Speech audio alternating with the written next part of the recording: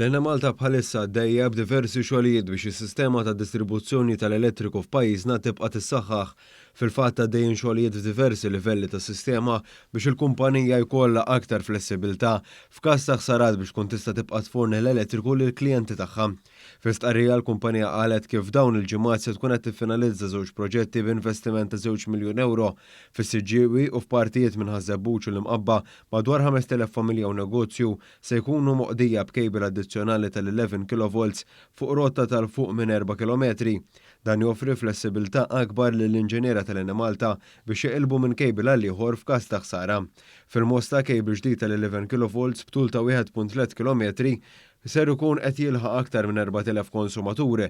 Fiż-Żurriet lesta kejbil ieħor b'tul ta' 1.2 km li qed iservi bħala sors alternattiv għal aktar minn 5,000 klijent tal-Lena Malta. Sa dan it-tant din il-ġimgħa tkompla l-proċess bi preparazzjoni għal ċentru ta' distribuzzjoni ġdid fin-Naxxar.